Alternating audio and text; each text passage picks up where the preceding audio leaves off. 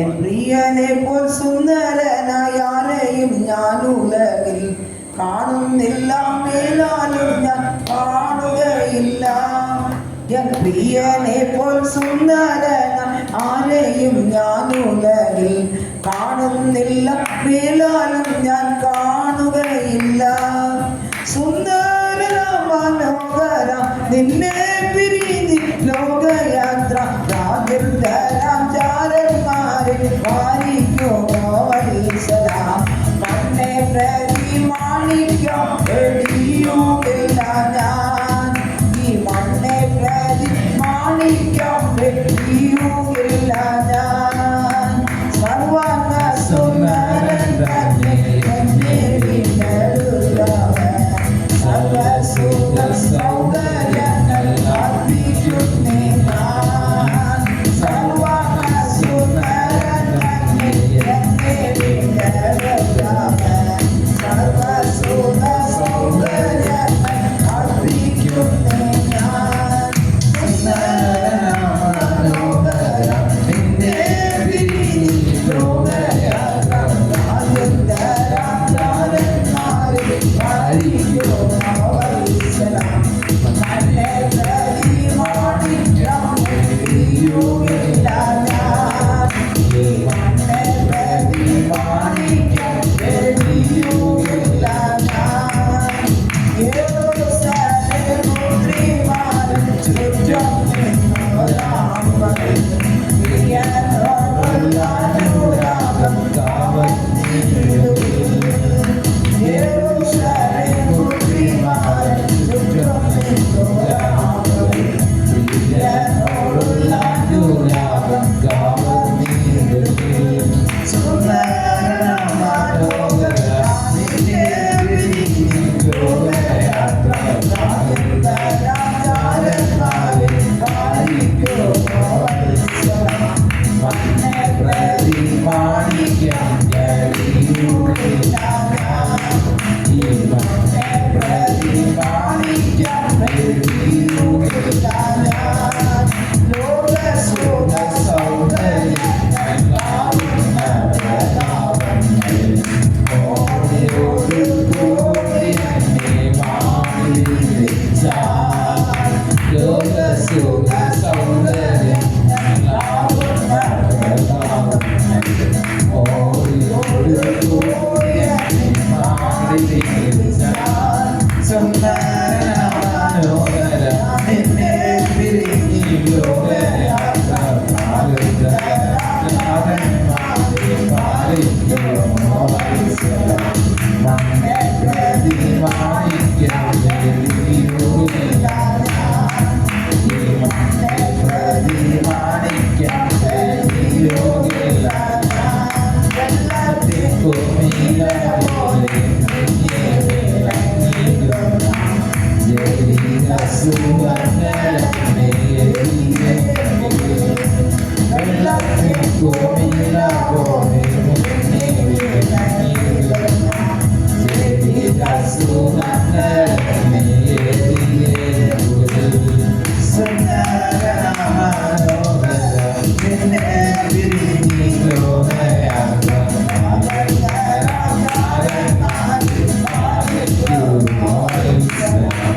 മണ്ണെ പ്രതി മാണിക്യം വെടിയുമില്ല ഞാൻ, ഈ മണ്ണെ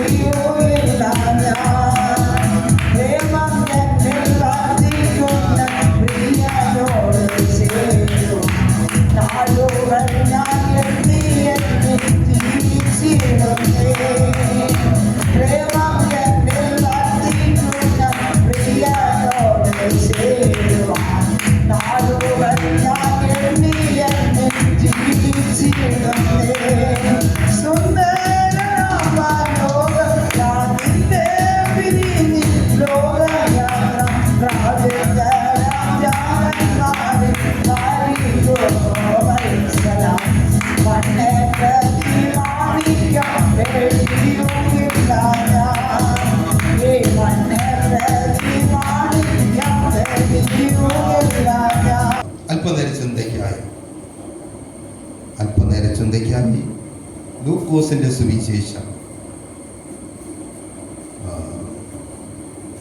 5-ാം അധ്യായം 29-ാം വാക്യം വായിക്കാം. ലൂക്കോസിന്റെ வீட்டிலே அவருக்கு பெரிய விருந்து பண்ணினார்.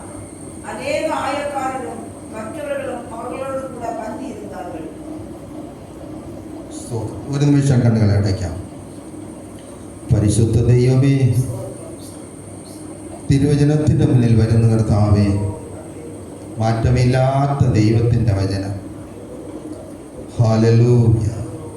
ദൈവമേ, പകൽക്കാലം ഞങ്ങളെ ആശീർവദിക്കണമേ, വിവേചിപ്പാൻ കൃപ നൽകണമേ, കേൾവിക്കാർക്ക് പ്രയോജനവും അനുഗ്രഹവുമാക്കി തരണമേ. ദൈവങ്ങളെ താഴ്ത്തും ഞങ്ങളെ ആശീർവദിക്കും.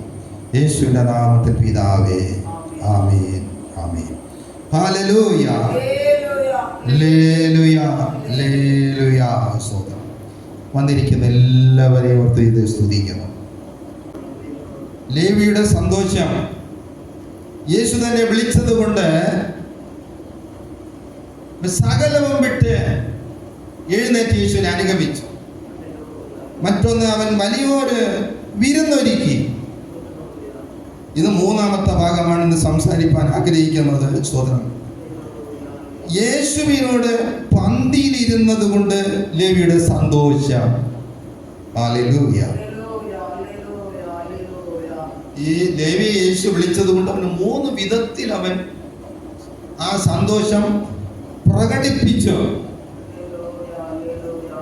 സകലവും വിട്ട് എന്ന് പറഞ്ഞാൽ ചുങ്കക്കാരെല്ലാരും ചുങ്കം പിരിവിൽ ദൈവം ദാക്ഷിണ്യം കാണിക്കുന്നവരല്ല. പല വിധത്തിൽ ജനത്തിൽ നിന്നും പിടിച്ചു പറിക്കുന്നവരാണ്. അപ്പോൾ ജനം ഈ ചുങ്കക്കാരെ ഏറ്റവും വെറുക്കും. ഇത്ര പാപിയായ ഒരുവനെ യേശു വിളിച്ചല്ലോ, ഇത് ലേവിക്ക് ഒരു സന്തോഷമായി. അതാണ് അവന്റെ 1-ാമത്തെ സന്തോഷം. അവൻ സകലവും വിട്ടെഴുന്നേറ്റ് യേശുവിനെ അനുഗമിച്ചു. 2-ാമത്തെ സന്തോഷം എന്തെന്ന് കേട്ട് കഴിഞ്ഞാൽ, യേശു വിളിച്ച ആ സന്തോഷം പ്രകടിപ്പിക്കുന്നത് ഒരു വലിയ വിരുന്നൊരുക്കി. അത് ലേവിയുടെ ഒരു സന്തോഷത്തെ പ്രകടിപ്പിക്കുന്നു. 3-ാമത്തേതാണ് യേശുവിനോട് പന്തിയിൽ ഇരുന്നത് കൊണ്ട് അവന് സന്തോഷമായി. ഈ വിരുന്നിൽ ലേവി ഭക്ഷണത്തിനിരുന്നു, യേശുവും കൂടെ ഭക്ഷണത്തിനിരുന്നു. പാപിയായ ഒരു മനുഷ്യന്റെ വീട്ടിൽ നീതിമാനായ ദൈവപുത്രൻ, സ്നേഹവാൻ, ഏറ്റവും സ്നേഹിക്കുന്നവൻ വന്ന് പന്തിയിലിരിക്കുക എന്ന് പറഞ്ഞാൽ അത് വലിയ സന്തോഷമാണ്. ഈ ലേവി സന്തോഷിക്കാൻ പല കാരണങ്ങളുണ്ട്. ലേവിയെ കുറിച്ച് KV ജോണിന്റെ വ്യാഖ്യാന പുസ്തകത്തിൽ പറയുന്നത്, ഈ ലേവി യോഹന്നാൻ സ്നാപകന്റെ ഉപദേശത്താൽ രക്ഷിക്കപ്പെട്ടവനായിരുന്നു എന്നാണ്. പിന്നീട് അവൻ റോമൻ ഗവൺമെന്റിന്റെ ചുങ്കം പിരിപ്പ് ചാവടിയെ അവൻ ലേലം വിളിച്ചെടുത്ത് അതിൽ പങ്കാളിയായി. അങ്ങനെ വന്നപ്പോൾ യേശുവിനോടുള്ള സ്നേഹം അവനുണ്ട്, പക്ഷെ അവന്റെ തൊഴിലനുസരിച്ച് അവന് വരാൻ വഴിയില്ലാതെ അങ്ങനെ അവൻ ആയിരുന്നു എന്നാണ് പല വ്യാഖ്യാന പുസ്തകങ്ങളും വായിക്കുമ്പോൾ നമുക്ക് വായിക്കാൻ കഴിയുന്നത്. അപ്പോൾ ഇതെല്ലാം വിട്ട് വിളിച്ച് പന്തിയിലിരുന്നപ്പോൾ ലേവിക്ക് വലിയ സന്തോഷമാണ്. അതൊരു പന്തിയിലിരിക്കുക എന്ന് പറഞ്ഞു കഴിഞ്ഞാൽ, ഒരു മനുഷ്യൻ ഒരു വിരുന്നിനെ വിളിക്കുമ്പോൾ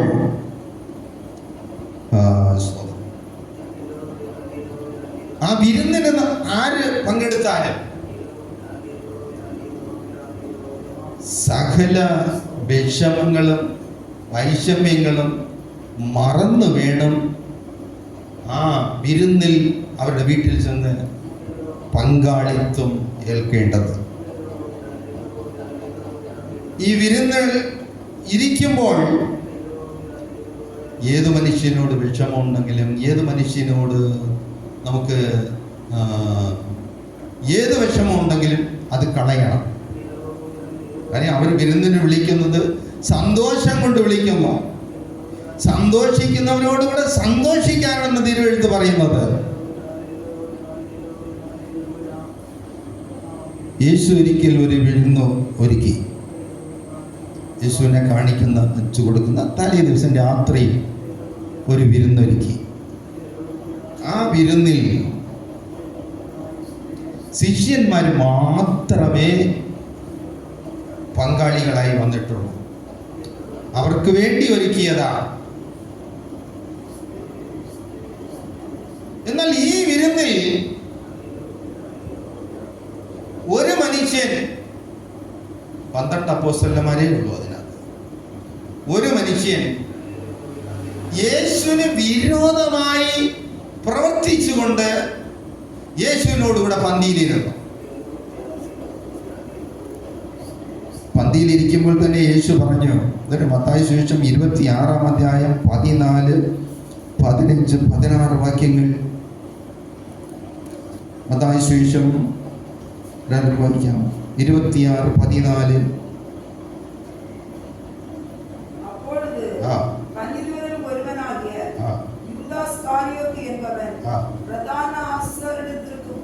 ഈ യൂദ ഒരു ശിഷ്യനാണ്.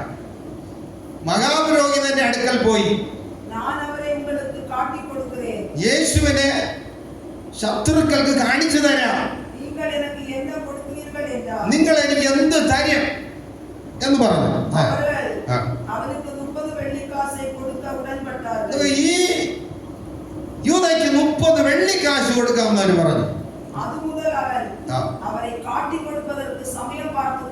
നമുക്ക് ഈ യേശു ഒരുക്കുന്ന വിരുന്നിൽ യൂദാസ് ചെയ്തത്, യേശുവിനെ വിറ്റ് പൈസ വാങ്ങിയിട്ടാണ് വിരുന്നിൽ വന്നിരിക്കുന്നത്. വിരുന്ന് കൊടുക്കാൻ വിളിച്ച മനുഷ്യനെതിരായി ദ്രവ്യാഗ്രഹം കൊണ്ട് വിറ്റ് ആ പൈസയും വാങ്ങി വെച്ചിട്ടാണ് വിരുന്നിന് വരുന്നത്. നമുക്ക് നന്മ ചെയ്യുന്ന ഒരു വ്യക്തിക്കെതിരായും ഒരിക്കലും തിന്മ ചിന്തിക്കരുത്. അത് ഭയങ്കരമാണ്. നമ്മെ സ്നേഹിക്കുന്ന ഒരു വ്യക്തിക്കെതിരായും തിന്മ ചിന്തിക്കരുത്. അതേ പാവമാണ്. ഒരു ദുഷ്ടൻ ചിലപ്പോൾ ദുഷ്ടത ചെയ്തോ, അവൻ നമ്മെ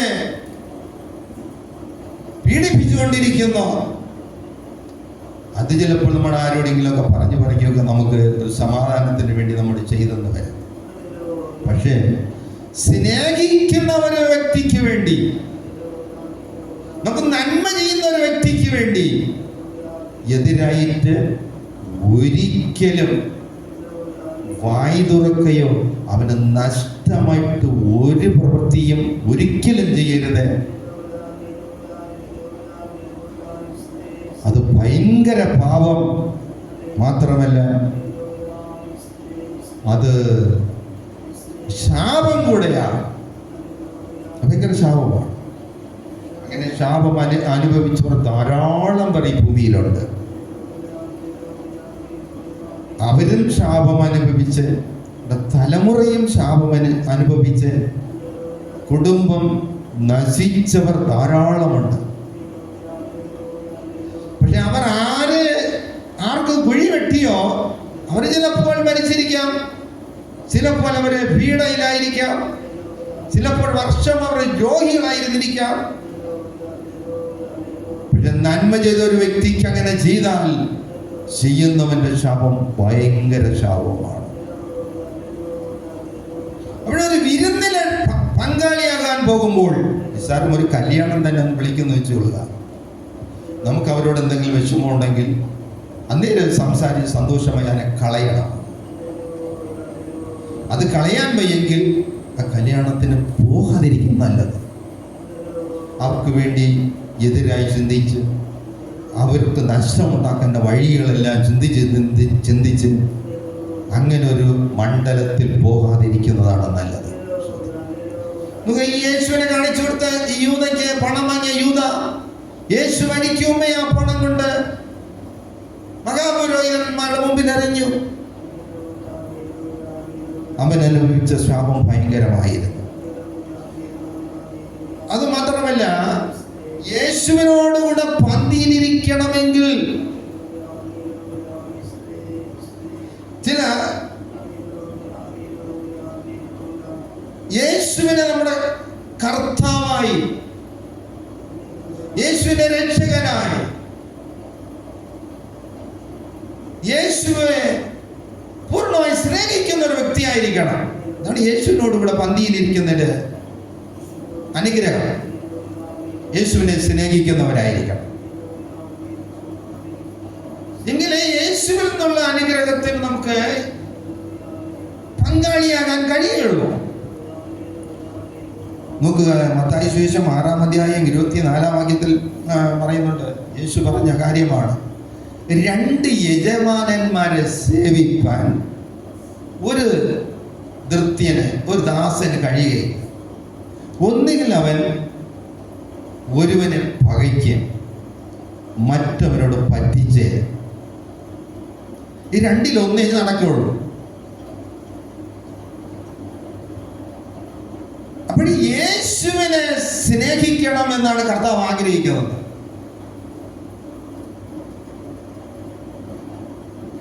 വേറെ എല്ലാ സ്നേഹവും രണ്ടാമത്തതായിരിക്കണം.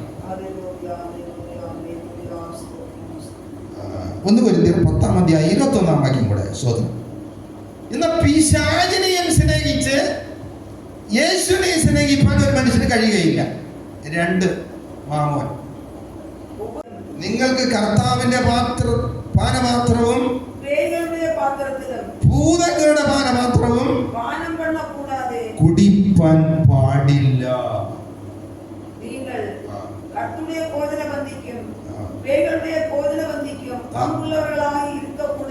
പാടില്ല. അപ്പോൾ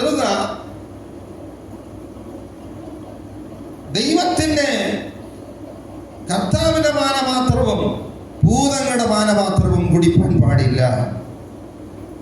കർത്താവിന്റെ മേശയിലും ഭൂതങ്ങളുടെ മേശയിലും അംശികളാകാൻ പാടില്ല. അപ്പോഴ് ഭൂതങ്ങൾ എന്ന് പറയുമ്പോൾ ഇന്ന് ദേശത്തിൽ, ലോകത്തിൽ അവിടങ്ങളായി ഭൂതങ്ങളെ സ്ഥാപിച്ച് വെച്ച് അതിന് കൊടുത്തും എടുത്തും ജീവിക്കുന്ന ആളുകൾ ധാരാളമുണ്ട്. യേശുവിനോട് കൂടെയുള്ള ഒരു പന്തി എന്ന് പറയുമ്പോൾ, യേശുവിനോടുള്ള ഒരു ബന്ധം എന്ന് പറയുമ്പോൾ, ഇവിടെയും പൂജിച്ചു നിർത്തിയിരിക്കുന്ന ഭൂതങ്ങൾ അവിടെയും കൊടുക്കുന്നത് കഴിക്കാൻ പാടില്ല എന്നാണ് അവിടെ പറയുന്നത്. അപ്പോഴും നമ്മുടെ യാത്രകളൊക്കെ പോകുമ്പം ഈ ഹോട്ടലുകളിലെല്ലാം വിഗ്രഹത്തില്ല പടങ്ങളൊക്കെ വെച്ച് ആദ്യം അതിന് കൊടുത്തിട്ടല്ലേ നമുക്ക് തരുന്നത്. അതല്ല ഇവിടുത്തെ വിഷയം. ഭൂതത്തെ പൂജിച്ചു നിർത്തി അതിനൊരു കുടിലുമുണ്ടാക്കി ക്ഷേത്രവും അതും ഇതും ഇങ്ങനെയൊക്കെ കൊടുത്ത്, അതാണ്. രണ്ടാമത് കഴിഞ്ഞിട്ട് ഇത് നമ്മൾ പൈസ കൊടുത്ത് വാങ്ങുന്നു. ഒരു ഹോട്ടലിൽ പോയി കഴിഞ്ഞാൽ നമ്മൾ കഴിക്കുന്ന പൈസ കൊടുക്കുന്നു. അപ്പോൾ പൈസ നിനക്ക് കൂടുതൽ അധികാരമില്ല. ഇതങ്ങനെയല്ല, ചുമ്മാ കിട്ടുന്നതാ.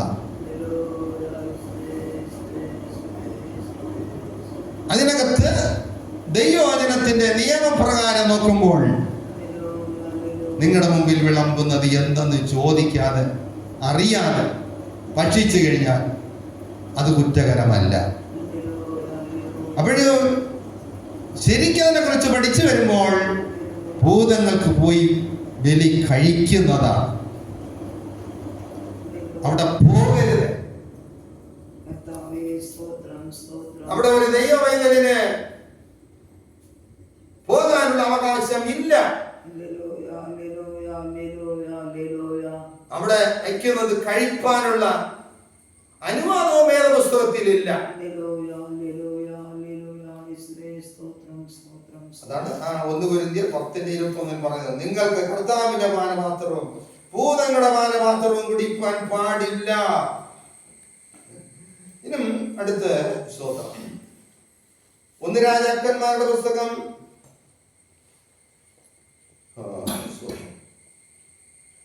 18-ാം അധ്യായം 21-ാം വാക്യം വായിക്കാമേ. அப்பொழுது எலியா சகல ஜனத்தண்டைக்கும் வந்து, நீங்கள் எந்த மட்டும் 2 நினைவுகளால் குந்தி குந்தி நடப்பீர்கள். ദൈവം ആഗ്രഹിക്കുന്നത് കർത്താവിന്റെ പാത്രവും ഭൂതങ്ങളുടെ പാത്രവും പിശാചിനെയും യേശുവിനെയും ഒരുവൻ സേവിപ്പാൻ ദൈവം ആഗ്രഹിക്കുന്നില്ല. கர்த்தர் தெய்வமானார், യഹോവ ദൈവമെങ്കിൽ അവരെ പിൻപറ്റുங்கள், അവനെ പിൻപറ്റുവിൻ. കർത്താവ് ദൈവമെങ്കിൽ അവനെ പിൻപറ്റണം. பாகால் தெய்வமானார், அவனை பின்பற்றுங்கள். പിശാചാണ് ബാല് ദൈവമെങ്കിൽ അതിനെ പിൻപറ്റണം. ഞാൻ ഒന്ന് തെരഞ്ഞെടുത്തു കൊള്ളണം ഒരു മനുഷ്യ ലോകത്തിൽ ജീവിക്കും. അല്ലെങ്കിൽ അവൻ ദൈവത്തെ ആരാധിച്ചാലും ദൈവം അവനെ അറിയുന്നില്ല എന്ന് പറയും. കർത്താവേ, ഞങ്ങൾ ഭൂതങ്ങളെ പുറത്താക്കി പ്രാർത്ഥിച്ചു, ഉപവസിച്ചു, ആരാധിച്ചു എന്ന് പറഞ്ഞാലും ദൈവം പറയും, ഞാൻ നിങ്ങളെ അറിയുന്നില്ല. അടുത്തെന്താ പറയുന്നത്? பாகால் தெய்வமானால் அவனை பின்பற்றுங்கள் என்றான். ஜனங்கள் பிரதியுத்தரமாக അവനുക്ക് ഒന്നും சொல்லவில்லை. ജനങ്ങൾ ഒന്നും മിണ്ടിയില്ല. ഇത് ഏലിയാവ് പറയുന്നത് കർമ്മേലിൽ ഈ ദൈവമെന്ന് തെളിയിക്കാൻ ഇസബേൽ ആഹാബിന്റെ മുമ്പിലാണ് ഇത് പറയുന്നത്. ആഹാബും 450 പ്രവാചകന്മാരും പറയുന്നത് ബാല് ദൈവം, അതുകൊണ്ട് ബാലിനെ ആരാധിക്കാം. ഏലിയാവ് പറയുന്നില്ല, സ്വർഗത്തിലെ ദൈവമാണ് ദൈവം. അങ്ങനെയെങ്കിൽ നിങ്ങൾ ഒന്നിനെ ആരാധിക്കും. അവരൊന്നും വേണ്ടിയില്ല. അപ്പോഴ് ഏലിയാവ് പറഞ്ഞു, അങ്ങനെയെങ്കിൽ ഒരു കാര്യം ചെയ്യാം, 2 കാള കൊണ്ടുവരുവേ. ഒന്ന് അവര് യാഗപീഠത്തിൽ വെച്ച് ചന്ദാക തുണ്ടിത്ത് നെരുപ്പ് പോടാമൽ തീയിടാതെ, അടിയിൽ തീയിടാതെ അതിനെ ദഹിപ്പിക്കണം. വിറകുകളിന്മേൽ വെക്കക്കടവர்கள். അല്ലാത്ത പക്ഷം ഞാന് ഒരുത്തനേ ഉള്ളൂ, ഞാൻ യാഗപീഠം അതുപോലെ പണിത് അതിനെ യാഗമർപ്പിച്ച് സ്വർഗത്തിൽ നിന്ന് തീ ഇറക്കി അതിന് യാഗമർപ്പിക്കാം. ആരുടെ യാഗത്തിലാണ് തീ ഇറങ്ങുന്നോ അതാണ് ശരിയായ ദൈവമെന്ന് ദാവീദ് പറഞ്ഞു. ഏലിയാവ് പറഞ്ഞു, അഗ്നിയാൽ ഉത്തരവരുളും ദൈവമേ ദൈവം എന്നാൽ യാഗത്തെ ദഹിപ്പിക്കുന്ന ദൈവമാണ് ദൈവം. ഇത് അവന് സമ്മതിച്ചു. അതിന് ആകാവും 450 പ്രവാചകന്മാര് എല്ലാവരും സമ്മതിച്ചു. അപ്പോഴാദ്യം അവർക്ക് സമയം കൊടുത്തു. അവർ കാളെ പീസായി ആക്കി യാഗപീഠം പണിത് അതിൽ വെച്ച് അവര് നിലവിളിച്ചു, ബാലേ ഉത്തരമൽ ഉത്തരമൽ. അത് നമുക്ക് എല്ലാവർക്കും അറിയാമല്ലോ. അവർ ഉച്ച തിരിയുന്നത് വരെ വിളിച്ചു, ഒന്നും ഉണ്ടായില്ല. ശരീരത്തെ മുറിവേൽപ്പിച്ചു, പലതും ചെയ്തു. കഴിയാത്തതിനാൽ ഏലിയാവ് ഒരുക്കി യാഗപീഠത്തിൽ മേൽ വെച്ചു. വെള്ളം കോരി യാഗപീഠത്തിന് മീതെ ഒഴിച്ച് ഒരു വിളയും ചാലുണ്ടായിരുന്നു, അതിലും നിറഞ്ഞു വെള്ളം. ദൈവത്തോട് പറഞ്ഞു, അബ്രഹാമിന്റെ, ഇസഹാക്കിന്റെ, യാക്കോബിന്റെ ദൈവമേ വെളിപ്പെട്ട് വരണം എന്ന് പറഞ്ഞിട്ട് 1-2 വാക്ക് പ്രാർത്ഥിച്ചു. തീയിറങ്ങിയ ബലിപീഠം യാഗവസ്തു ദഹിപ്പിച്ചു കളഞ്ഞു. ഇതാണ് ഏലിയ വിളിച്ചു പറയുന്നത്, യഹോവ ദൈവമെങ്കിൽ യഹോവയെ ആരാധിപ്പേ, ബാലെങ്കിൽ ബാലയെ ആരാധിപ്പേ. അപ്പോൾ നോക്കുക, മത്തായി സുവിശേഷം 3-ാം അധ്യായത്തിൽ 11-ാം വാക്യത്തിൽ കൃപായുഗത്തിൽ ഇങ്ങനെ ഒരു തീയിറങ്ങാം. കൃപായുഗത്തിൽ മനുഷ്യന്റെ വ്യക്തി ജീവിതത്തിൽ ഈ തീയുടെ അനുഭവം അനുഭവിക്കുന്ന ദൈവ മക്കൾ ഇന്നുണ്ട്. അത് അനുഭവിക്കാത്തവന് ദൈവത്തിന്റെ ആ തേജസ്സിന്റെ മുമ്പിൽ നിൽക്കാൻ കഴിയുകയില്ല. അതിനെ കുറിച്ചാണ് യോഹന്നാൻ സ്നാപകൻ പറയുന്നത്. 3:11 மனம் திரும்புவதற்கென்று நான் ஜலத்தினால் உங்களுக்கு ஞானஸ்நானம் கொடுக்கிறேன். எனக்கு பின் வருகிறவரோ, എനിക്ക് പിന്നെ വരുന്നവൻ എന്നിലും വല്ലവരായി இருக்கிறார், എന്നിലും ബലവാനാകുന്നു. അവന്റെ പാദരക്ഷയെ സുമക്കുന്നതற்கு അവന്റെ ചെരുപ്പ് ചുമക്കുവാൻ ഞാൻ യോഗ്യനല്ല. അവൻ പരിശുദ്ധാത്മാവിനാലും അഗ്നിയിനാലും നിങ്ങൾക്ക് ജ്ഞാനസ്നാനം തീയിനാലും നിങ്ങളെ സ്നാനപ്പെടുത്തും. അപ്പോൾ നോക്കുക, പരിശുദ്ധാത്മാവിൽ ഒരു സ്നാനം നമുക്കുണ്ട്. അതിൽ തൃപ്തിപ്പെടരുത്. തീയാലുള്ള ഒരു സ്നാനവുമുണ്ട്. ഭൂരിപക്ഷം പേരും പരിശുദ്ധാത്മാവിനാൽ ഒരു സ്നാനം പ്രാപിക്കും. അതിൽ തൃപ്തിപ്പെട്ട് കർത്താവിന്റെ വരവ് വരെയും അതിൽ തന്നെ കൈയടിച്ചടിച്ചിരിക്കും. അങ്ങനെ വഞ്ചിക്കപ്പെട്ടിട്ടുള്ളവർ ധാരാളമുണ്ട്. അതിലങ്ങനെ ഇരിപ്പാനല്ല, വീണ്ടും ആ അഭിഷേകം വീണ്ടും നമ്മുടെ മേൽ അടിക്കടി ഇറങ്ങി വരേണ്ടതുണ്ട്. അതാണ് തീയിനാനുള്ള അഭിഷേകം എന്ന് പറയുന്നത്. അതിനെ കുറിച്ച് വ്യക്തമായിട്ട് പറയുമ്പോൾ തീനാലും സ്നാനം കഴിക്കും. നാം പാട്ടുപാടുന്നു, പ്രാർത്ഥിക്കുന്നു, കൈയടിക്കുന്നു സന്തോഷമായി. എന്നാൽ ആത്മാവിലും തീയിലുമുള്ള ഒരു സ്നാനം ഇതിലെല്ലാതെ ആന്തരികമായി ഇറങ്ങുന്ന ഒരു ശക്തിയാണ്. പാടുന്നു, പ്രാർത്ഥിക്കുന്നു, അപ്പോഴൊരു ഒരു ആത്മാവിന്റെ ഇത് നമ്മൾ അനുഭവിക്കുന്നുണ്ട്.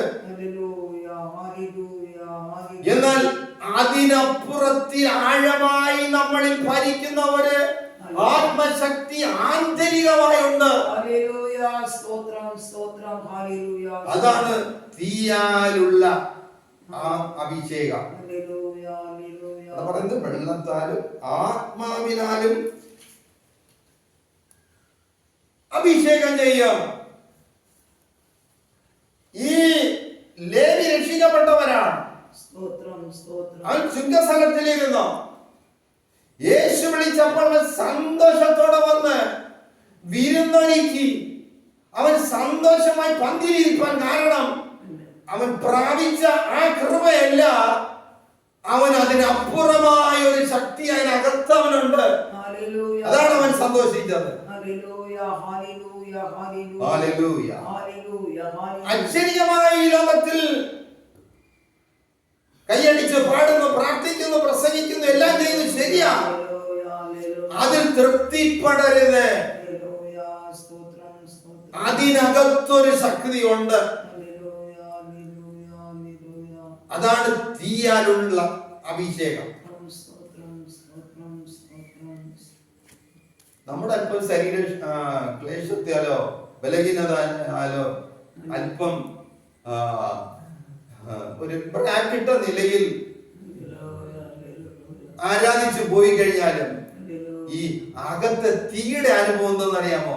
ചിലപ്പോൾ നമ്മെ അറിയാതെ ശക്തരാക്കും. എത്ര പേർക്ക് ഇത് അനുഭവം ഉണ്ടെന്ന് എനിക്കറിയില്ല. അനുഭവമുള്ളവർക്ക് ഇത് അധികമായി ചിന്തിക്കാൻ കഴിയും. ഭാഗ്യമായി നാം ചെയ്യുന്ന ഒരു പ്രവൃത്തിയല്ല, അതിൽ തന്നെ ആന്തരികമായി നമുക്കൊരു ശക്തി നമ്മെ ഭരിക്കുന്നതുണ്ട്. ബാഹ്യമായി പാടുന്നതല്ല, ബാഹ്യമായി നാം പൂർണ്ണ മനസ്സോട് ചെയ്യുന്ന ആരാധനയിൽ തന്നെ അകത്തൊരു ശക്തിയുണ്ട്. അതാണ് തീനാലുള്ള സ്നാനം എന്ന് പറയപ്പെടുന്നത്.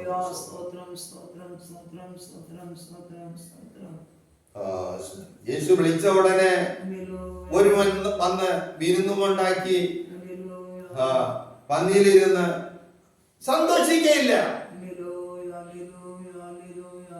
സന്തോഷിക്കുവാൻ കാരണം അവൻ രക്ഷയെ കുറിച്ച് അനുഭവിച്ചവൻ, നേരത്തെ രക്ഷിക്കപ്പെട്ടവൻ. പക്ഷെ അവൻ പോകാൻ പാടില്ലാത്തൊരു തൊഴിലവനായി. അവിടെയും യേശു തേടി വന്നല്ലോ, അവിടെ യേശുവിനെ വിളിച്ചല്ലോ. എന്നെ കൈവിടാത്ത കർത്താവാണെന്ന് അവൻ ആന്തരികമായി അവനെ ശക്തിപ്പെടുത്തുന്ന ഒരു ശക്തി യേശുവിൽ നിന്ന് അവനിൽ വ്യാപരിച്ചു. അതുകൊണ്ടാണ് അവൻ എല്ലാ നഷ്ടവും പോട്ടെന്ന് പറഞ്ഞ് ഇറങ്ങി വന്നത്. ഇതൊക്കെ നമ്മുടെ പഠിച്ച് നമുക്കൊരു തൊഴിൽ കിട്ടിയെന്നിരുന്നോട്ടെ, ഒരു തൊഴിൽ കിട്ടി, ഒരേ വർഷത്തെ പരിശ്രമം ഇരിക്കുന്നു. ഒരു ആള് ജോലി വിട്ട് വാങ്ങി വിളിച്ചാൽ നമ്മുടെ ആരെങ്കിലും വരില്ല, വരില്ല. വന്നാ അടുത്ത കാര്യം നമ്മൾ ചിന്തിക്കില്ലേ? പക്ഷേ യേശുവിനെ കുറിച്ച് നന്നായി അറിയാവുന്നവനാണ് ഈ ലേഡി. അതുകൊണ്ടാണ് അവൻ ഇറങ്ങിട്ട് വന്നത്.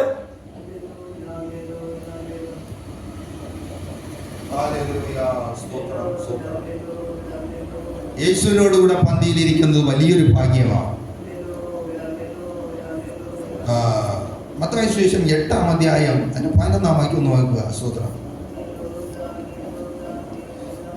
മത്തായി സുവിശേഷം 8-ാം അധ്യായം 11-ാം വാക്യം. കിഴക്ക് നിന്നും പടിഞ്ഞാറ് നിന്നും അനേകർ വന്ന് അബ്രഹാമിനോടും ഇസഹാക്കിനോടും യാക്കോബിനോടും കൂടെ പന്തിയിലിരിക്കും.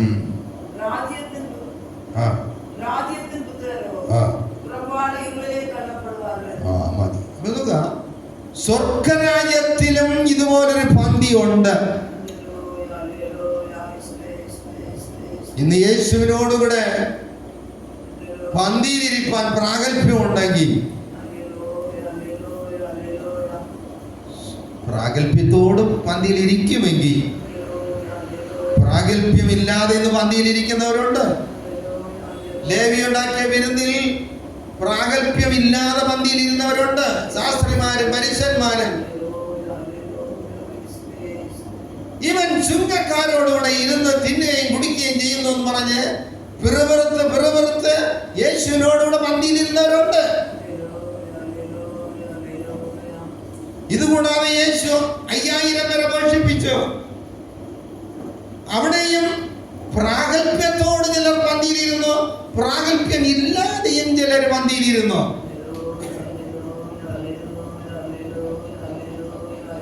യേശുവിനെ കുറ്റം ചുമത്താൻ വന്നവരുണ്ട്. അവർ പ്രാഗൽഭ്യത്തോടൊന്നുമല്ല. യേശു 5 അപ്പവും 2 മീനും കൊണ്ട് 5000 പേരെ പോഷിപ്പിച്ചപ്പോൾ അവർ പന്തിയിലിരുന്നത് പിറുപിറുത്താണ് ഇരുന്നത്. പിന്നെ രോഗസൗഖ്യത്തിന് വന്നവരുണ്ട്. അവർ വന്നു ഭക്ഷിച്ചു, അതൊന്നും അത് യേശുവിനോടുള്ള പ്രാഗൽഭ്യമല്ല. എന്നാ ചിലർ പ്രാഗൽഭ്യം പ്രാപിച്ചു, എന്റെ പാപം ക്ഷമിച്ചിരിക്കുന്നു എന്ന് പറഞ്ഞപ്പോൾ തന്നെ അവരുടെ രോഗം സൗഖ്യമായി. അപ്പോൾ ചിലർ പ്രാഗൽഭ്യം പ്രാപിച്ചു. എന്നാൽ യേശുവിന് വിരോധമായി ചിന്തിച്ചുകൊണ്ട് വന്നവർ കുറ്റത്തിൽ പിടിക്കാനും അപ്പത്തിന് വേണ്ടിയും ഇങ്ങനെ പല വിധത്തിൽ വന്നവരുണ്ട്. എല്ലാവരും നീതിമാന്മാരായില്ല. പന്തിയിൽ ഇരുന്നവരുണ്ട്. എന്നാൽ ഒരുക്കത്തോടിരുന്നവർ അനുഗ്രഹിക്കപ്പെട്ടു.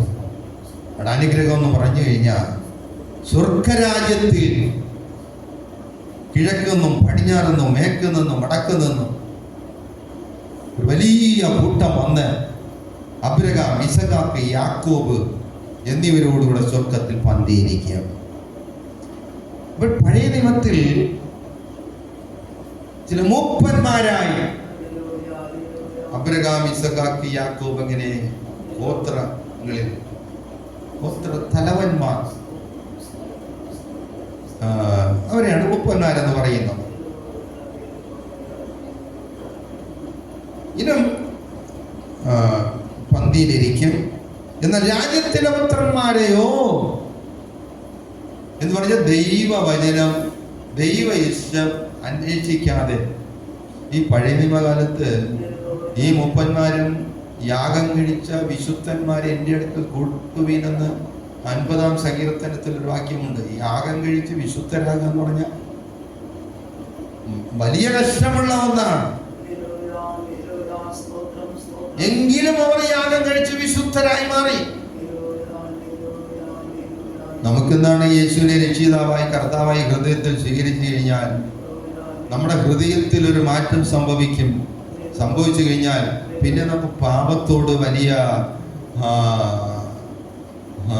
അതിനോട് വെറുപ്പ് നമുക്കുണ്ടാവും.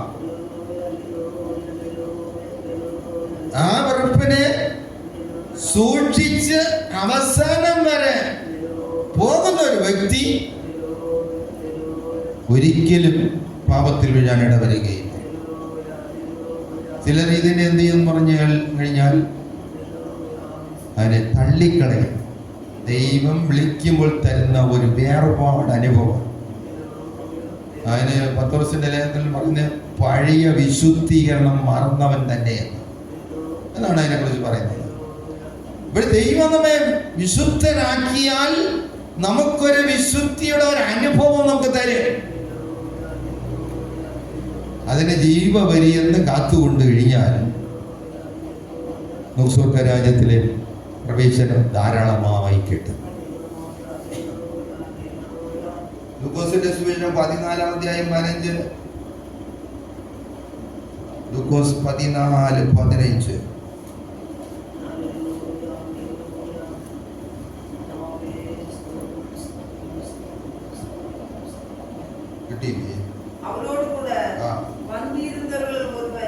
യേശുവിനോടുകൂടെ പന്തിയിലിരുന്ന ഒരുവൻ അവരെ നോക്കി സ്വർഗരാജ്യത്തിൽ പന്തിയിലിരിക്കുന്നവർ ഭാഗ്യവാനെന്നും പറയുന്നത് ഇതെന്ന് പറയുന്നത് ഇത് കേട്ടപ്പോൾ യേശുവിനോട് പന്തിയിലിരുന്ന ഒരുവൻ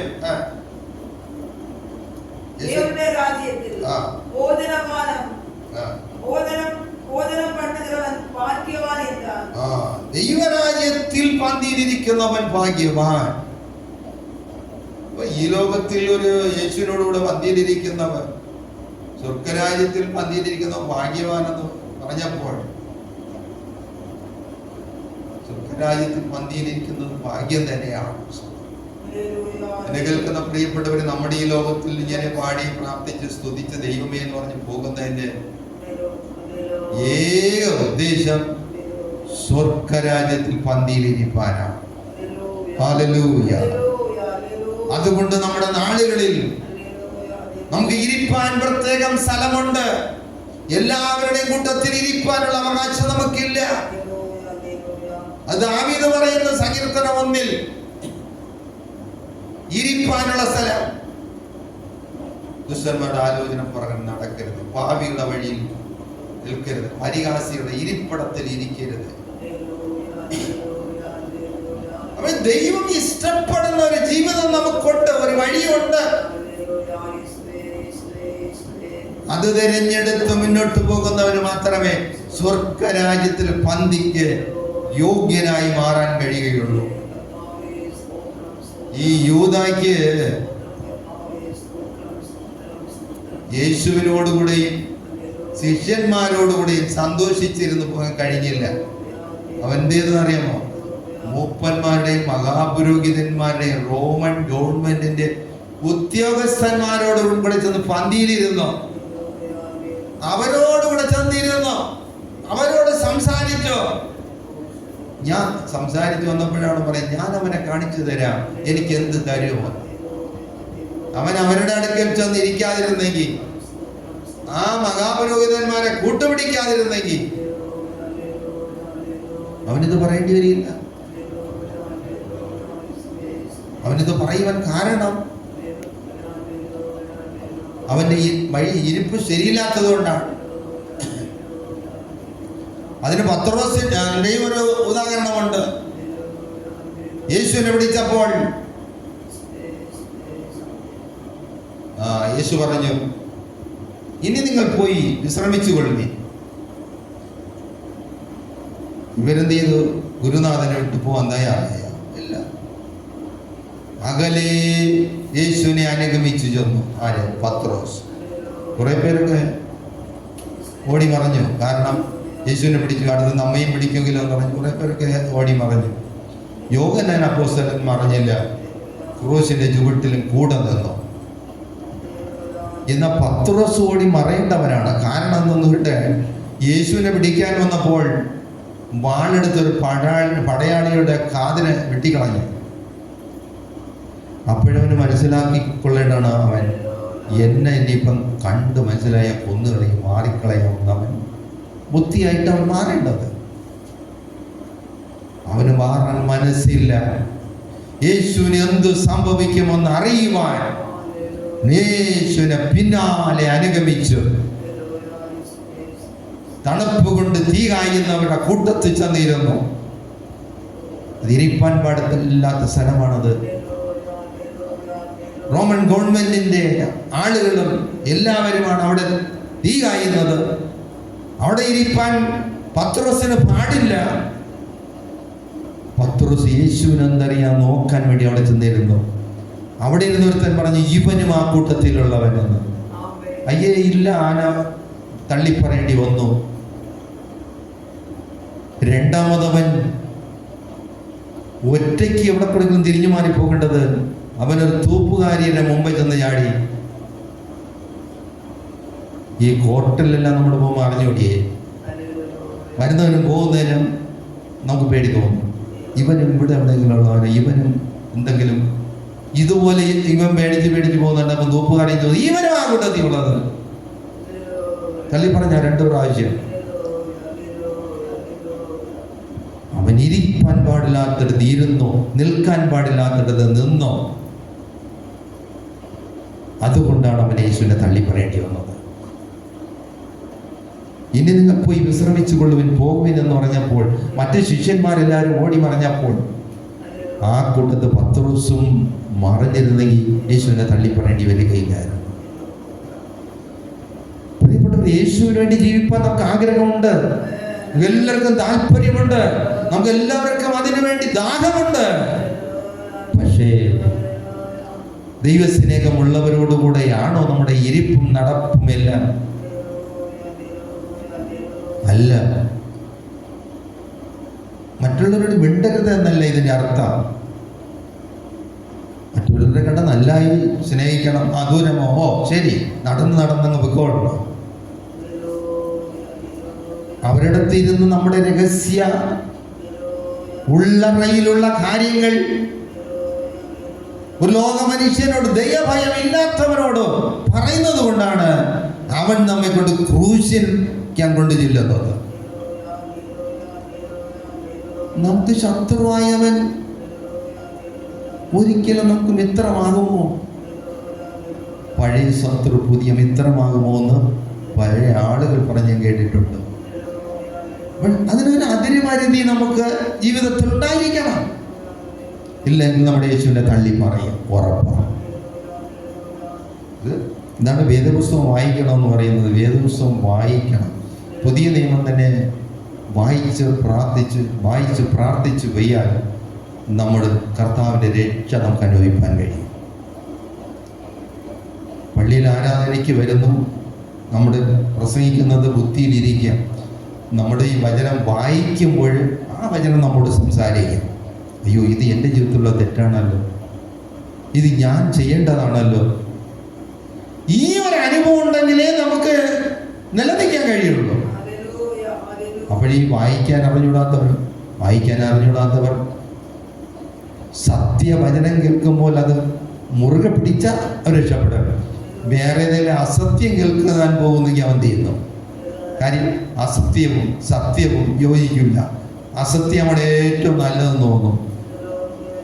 സത്യം ഒരു മനുഷ്യൻ ഒരു നല്ല കാര്യം പറഞ്ഞാൽ ഒരിക്കൽ പറയും. അസത്യമാണെങ്കിൽ വന്നിരുന്ന് രാവിലെ തൊട്ട് വൈകുന്നേരം മന്ത്രം ഓതി ഇനി എന്തുണ്ടെങ്കിൽ എങ്ങനെയെങ്കിലും തള്ളിയിട്ടേ പോകുള്ളൂ. സത്യം പറയുന്നവൻ അങ്ങനെ ആരും വന്നിരിക്കുകയില്ല. അവർ പറയും, വേണമെങ്കിൽ എടുത്തോ, ഇല്ലെങ്കിൽ പോകും. ഇതേ ഉള്ളൂ. ഇവിടെ നമുക്ക് വചനം വായിക്കാൻ അറിയാമെങ്കിൽ വായിക്കുന്നതും ഇതും ശരിയാണ്, ശരി, അവർ രക്ഷപ്പെടും. ഹല്ലേലൂയ. എന്നെ കേൾക്കുന്ന പ്രിയപ്പെട്ടവരെ, സ്വർഗരാജ്യത്തിൽ പന്തിയിലെത്തിച്ചേരണം. അതിനുവേണ്ടി എനിക്ക് എന്ത് ചെയ്യാൻ പറ്റുമോ അത് ചെയ്യണം. അതിനു വേണ്ടിയാണ് നാം ദൈവവചനം വിളമ്പുന്നതും സംസാരിക്കുന്നതും. ഇതാണ് നേർവഴി എന്ന് പറഞ്ഞിട്ട് അങ്ങ് വിടുന്നത്. സ്വർഗരാജ്യത്തിനുള്ളവർക്ക്, ആഗ്രഹമുള്ളവർക്ക് ആ നല്ല നിലത്തിൽ ഈ ദൈവവചനം വീണ് അത് വളർന്നു വരും. അത് ഞാൻ എൻ്റെ വാക്കിവിടെ അവസാനിപ്പിക്കട്ടെ. സ്തോത്രം. ലേവി ചുങ്കസ്ഥലത്തിരുന്നു എങ്കിലും യേശു വിളിച്ചപ്പോൾ അവന് മനസ്സിലായി, ഇതാണ് നിത്യജീവന്റെ വഴി, ഇതാണ് സ്വർഗരാജ്യത്തിലേക്കുള്ള വഴി. ഞാനിവിടെ ചുങ്കം പിരിച്ച് എത്ര നേടിയാലും എത്ര സമ്പാദിച്ചാലും ഇതെന്നെ ദൈവരാജ്യത്തിൽ കൊണ്ടുപോകയില്ല എന്ന് ലേവിക്ക് മനസ്സിലായി. അതെല്ലാം വിട്ടെറിഞ്ഞ് യേശുവിനെ അനുഗമിക്കാൻ തയ്യാറായി. നമ്മുടെ കണ്ണുകളെ അടയ്ക്കാം. യേശുവിനെ സേവിക്കുന്നത് കൊണ്ട് നിന്ദകൾ കടന്നു വരാം, പരിഹാസങ്ങൾ കടന്നു വരാം. അതെ, ചിലത് നഷ്ടമെന്ന് തോന്നും. പക്ഷെ യേശു പറഞ്ഞു, എൻ്റെ നാമം നിമിത്തം ആരെങ്കിലും എന്തെങ്കിലും നഷ്ടം അനുഭവിച്ചാൽ 100 മടങ്ങ് ലഭിക്കാത്തവനില്ല എന്ന്. ഹല്ലേലൂയ. യേശുവിനെ അനുഗമിക്കാൻ തയ്യാറാകുമെങ്കിൽ നമ്മെ കൈവിടാത്തൊരു നാഥനാണ് യേശു. നമ്മെ അന്ത്യം വരെ നടത്തുവാൻ ശക്തനാണ് യേശു. പൂർണ്ണമായ യേശുവിൽ വിശ്വസിക്കുക. നിത്യജീവൻ എനിക്ക് മതി. എനിക്കെതിരായി എഴുന്നേറ്റ് വരുന്ന ദുരാലോചനകളെ, എനിക്ക് വിരോധമായി എഴുന്നേറ്റ് വരുന്ന പൈശാചിക ശക്തികളെ മാറിനില്ല. യേശു എനിക്ക് മതി എന്ന് പറയുവാൻ നമ്മുടെ അകത്ത് ദൈവാത്മാവിന്റെ ശക്തി ബലപ്പെടട്ടെ. Hallelujah, hallelujah. യേശുവേ, ഞങ്ങളെ സ്തുതിക്കുന്നു. യേശുവേ, അവിടുത്തെ കൃപ ഞങ്ങളുടെ മേലെ പകരണം, അത് ശക്തി ഞങ്ങളുടെ മേലെ പകരണം. ഹല്ലേലൂയ. ഞാൻ നിങ്ങളെ വെള്ളത്താൽ സ്നാനമേൽപ്പിക്കുന്നു എന്നേ ഉള്ളൂ. എന്റെ പിന്നാലെ വരുന്നവൻ എന്നിലും ബലവാൻ. അവൻ പരിശുദ്ധാത്മാവില് തീയിലും സ്നാനം കൽപ്പിക്കും. ഹല്ലേലൂയ. യേശുവിനുള്ള ഒരു അഭിഷേകം. ഹല്ലേലൂയ. അവനിലുള്ള ഒരു തീയുടെ അഭിഷേകം.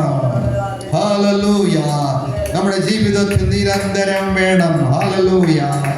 ഒരിക്കൽ പ്രാപിച്ചത് കൊണ്ട് അത് അവസാനിക്കുന്നില്ല. വീണ്ടും വീണ്ടും വീണ്ടും നിത്യതയിൽ എത്തിച്ചേരും വരെയും ആ അഭിഷേകം നമ്മുടെ മേലെ, അതേ നമ്മുടെ മേലെ പകർന്നു തന്ന് നമ്മെ ശക്തരാക്കി ഏത് പ്രതികൂലത്തിലും നമ്മെ നിർത്തി നമ്മെ വഴി നടത്തുവാൻ കഴിവുള്ളവനാണ് യേശുവിന്റെ ശക്തി. ഹല്ലേലൂയ, ഹല്ലേലൂയ, ആരാധന യേശുവിനെ. ഹല്ലേലൂയ. യേശുവേ, ഞങ്ങൾ അങ്ങേ ആരാധിക്കുന്നു. യേശുവേ, ഞങ്ങൾ അങ്ങേ സ്തുതിക്കുന്നു. അവിടുത്തെ കൃപ ഞങ്ങൾക്ക് മതി കർത്താവേ. ഹല്ലേലൂയ, ആരാധന യേശുവിനെ. ഹല്ലേലൂയ. ആത്മസന്തോഷം. ഹല്ലേലൂയ. ആത്മസന്തോഷം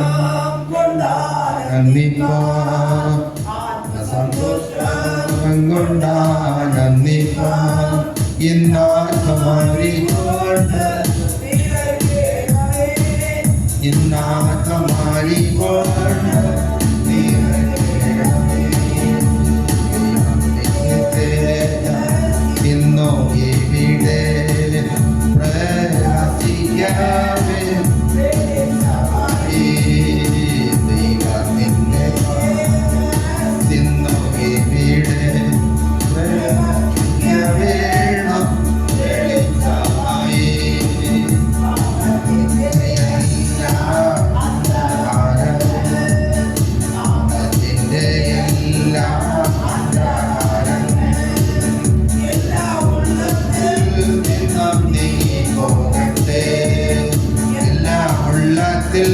നിന്നും നീങ്ങി പോകട്ടെ.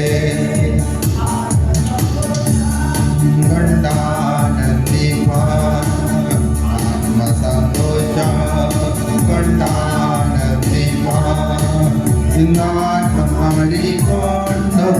നിറയ്ക്ക്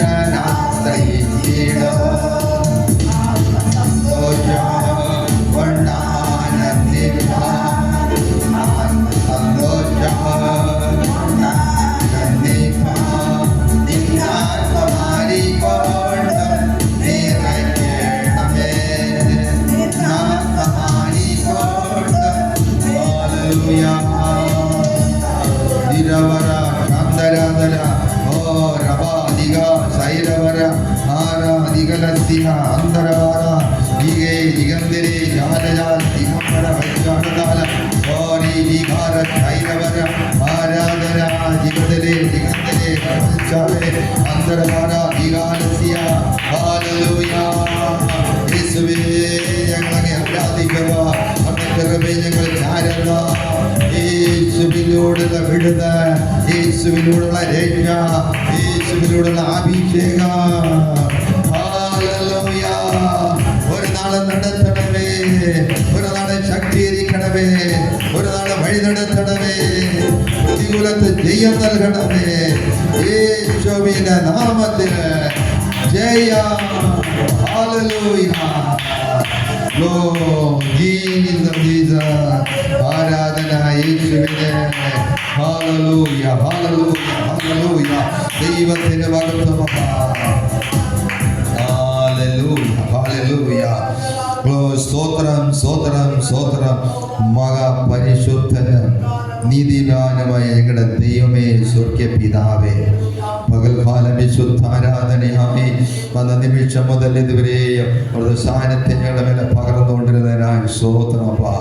പൂർണ്ണാത്മാവോടും മനസ്സോടും ശക്തിയോടും ദൈവത്തെ നോക്കുവാൻ, ഹല്ലേലൂയ, ദൈവത്തെ അനുഗമിക്കുവാൻ, ഹല്ലേലൂയ, ദൈവം തന്നെ ദൈവമെന്ന് പറയുവാൻ, ഹല്ലേലൂയ, യേശു തന്നെ കർത്താവ്, യേശു തന്നെ രക്ഷകൻ, മറ്റൊരുത്തനിലും രക്ഷയില്ല. ഹല്ലേലൂയ. കർത്താവേ സ്തോത്രമായി എല്ലാവരെയും രക്ഷിക്കണമേ, എല്ലാവരെയും അനുഗ്രഹിക്കണമേ കർത്താവേ. ഹല്ലേലൂയ, ഹല്ലേലൂയ, ഹല്ലേലൂയ. കർത്താവേ സ്തോത്രം, സ്തോത്രം. ഈ ആഴ്ചകൾ ജീവിപ്പാനുള്ള കൃപ നൽകണമേ. യാത്രകൾ കർത്താവേ, ഹല്ലേലൂയ, തൊഴിൽമണ്ഡലങ്ങൾ എല്ലാം അവിടുത്തെ സാന്തി ക്രമീകരിക്കണമെന്ന് പ്രാർത്ഥിക്കുന്നു. ബലഹീനരെ സൗഖ്യമാക്കി അടുത്ത നാളുകളിൽ നീ കൂട്ടിച്ചേർക്കണമെന്ന് പ്രാർത്ഥിക്കുന്നു. എല്ലാ പ്രതികൂലങ്ങളെ യേശുവിന്റെ നാമത്തിൽ സാക്ഷ്യ പ്രാർത്ഥിക്കുകയാണ്. നാമത്തെ മഹത്വപ്പെടുത്തണം. ഹല്ലേലൂയ. ദൈവങ്ങളെ സമർപ്പിക്കുന്നു. ദീനാശ്വസനോട് കരങ്ങൾ സമർപ്പിച്ച് പ്രാർത്ഥിക്കുന്നു. ദീർഘായുസ്സും ബലം കൊടുക്കണമേ. ദൂരസ്ഥലത്തിലായിരിക്കുന്ന ജീവോർത്ത് പ്രാർത്ഥിക്കുന്നു. ജീവസുഖം ബലം കൊടുത്ത് കർത്താവേ സമാധാനത്തോട് സന്തോഷത്തോട് നടത്തണമേ. ദൈവങ്ങൾക്കായി കരുതണമേ എന്ന് പ്രാർത്ഥിക്കുന്നു. കർത്താവേ സ്തോത്രമായ ലീല, കർത്താവേ സ്തോത്രം. ഞങ്ങൾ ഹല്ലേലൂയ അറിയുന്നില്ല, കർത്താവേ സൗഖ്യമാക്കി അനുഗ്രഹിക്കണമേ എന്ന് പ്രാർത്ഥിക്കുന്നു. ഹല്ലേലൂയ. മോഹനന്റെ കർത്താവേ രക്ഷിക്കണമേ, അനുഗ്രഹിക്കണമേ. ആരാധിക്കുന്ന എല്ലാവരും ഹല്ലേലൂയ ദൈവകൃപയെ സൂക്ഷിക്കണമെന്ന് പ്രാർത്ഥിക്കുന്നു. ഹല്ലേലൂയ. വരുവാൻ പോകുന്ന കർത്താവേ ദൈവമേശനായ ശുശ്രൂഷയോർത്ത് പ്രാർത്ഥിക്കുന്നു. സ്വർഗം നിശ്ചയിച്ച ആളുകളെല്ലാം ഒരുക്കി നീ കൂട്ടി വരുത്തണം. ഹല്ലേലൂയ. ദൈവമേ അതൊരു അനുഗ്രഹവും വിടുതലും നിത്യരാജ്യത്തിൻ്റെ വളർച്ചയ്ക്ക് ദൈവം അത് കാരണമാക്കണമേ. ഹല്ലേലൂയ. എല്ലാവരെയും ആത്മാഭിഷേകത്താൽ നിറയ്ക്കണമേ. പകൽക്കാലം ഹല്ലേലൂയ സഭയായി, ഒരു കുടുംബങ്ങളായി, ഒരു വ്യക്തികളായി ദൈവങ്ങളെ സമർപ്പിക്കുന്നു. യേശു ക്രിസ്തുവിന്റെ നാമത്തിൽ വെച്ചിരിക്കുമ്പോൾ പ്രാർത്ഥന കേൾക്കണം. സ്വർഗ്ഗ പിതാവേ, ആമേൻ. കർത്താവായ യേശു ക്രിസ്തുവിന്റെ കൃപയും പിതാവായ ദൈവത്തിന്റെ സ്നേഹവും പരിശുദ്ധാത്മാവിന്റെ കൂട്ടായ്മയും സഹവാസവും ആരാശം മടങ്ങിപ്പോകുന്ന പ്രിയപ്പെട്ട ദേശത്തോടും സഭയോടും സകല വിശുദ്ധന്മാരോടും വരവരെയും ഇരിക്കുമാറാകട്ടെ. ആമേൻ. ഹല്ലേലൂയ, ഹല്ലേലൂയ, ഹല്ലേലൂയ. ദൈവം നിങ്ങളെല്ലാവരെയും ആശീർവദിക്കട്ടെ. ആമേൻ.